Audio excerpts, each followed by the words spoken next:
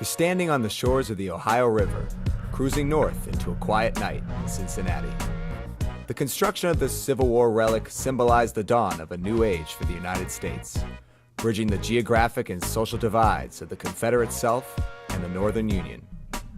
By the turn of the 20th century, the Queen City of Cincinnati had become the matriarch of Western design, inspiring world-famous imitations from the Empire State Building to the Brooklyn Bridge. To most, this region is better known as the birthplace of aviation, and since the Industrial Revolution, the visionary designs of Cincinnati's best aviators and architects relied on subtractive manufacturing machines like mills and drills to cut those designs to life.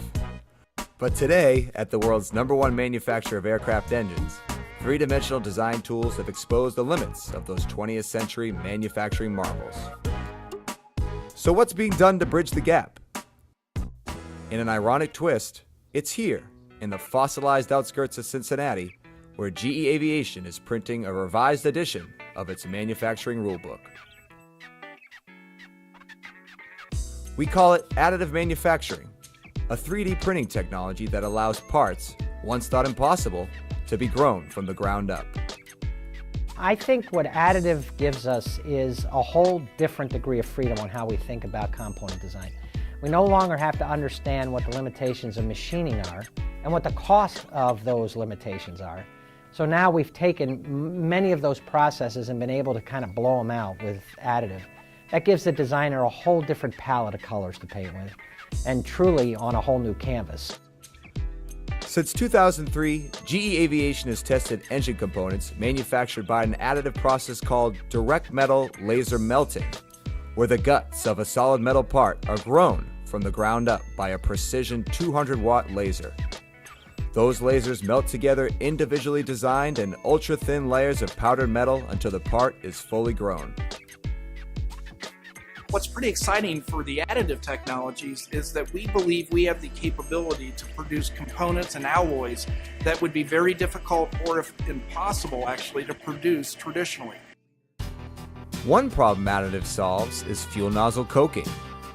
Traditional fuel nozzles spray fuel into the combustor at temperatures as hot as 3,000 degrees.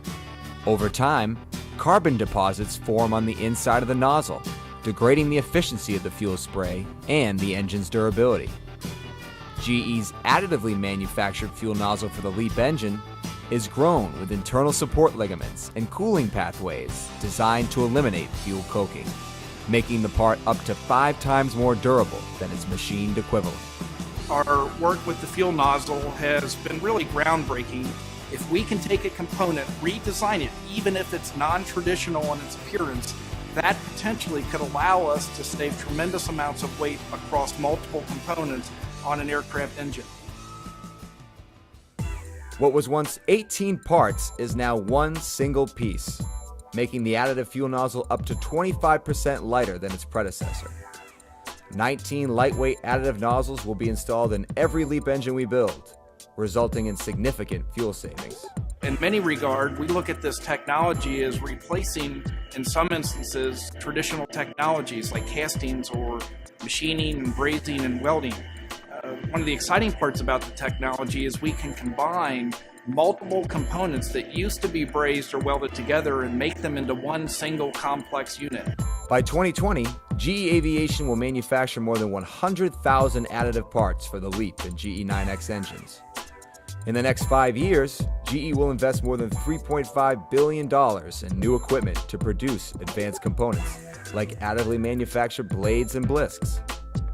To meet its record production backlog, GE Aviation is developing ultra-powerful laser beams and built-in inspection processes that could increase additive manufacturing speeds up to 20 times faster than what's possible today.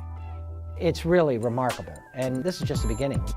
We've just begun to touch the surface of all the potential applications that we envision additive will be able to be applied to in the future.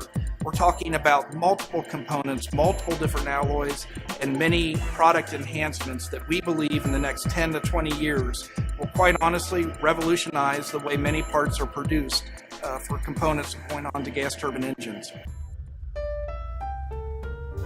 For generations, locals have poked fun at Cincinnati's reluctance to move on from its oldest of traditions. Mark Twain once joked that if the world ever ended, it'd be best to live in Cincinnati, because the city is always 20 years behind the times. But when it comes to engineering and aviation, Cincinnati has always been on the cutting edge. And it's funny that today, GE Aviation's newest cutting-edge technology requires no cutting at all.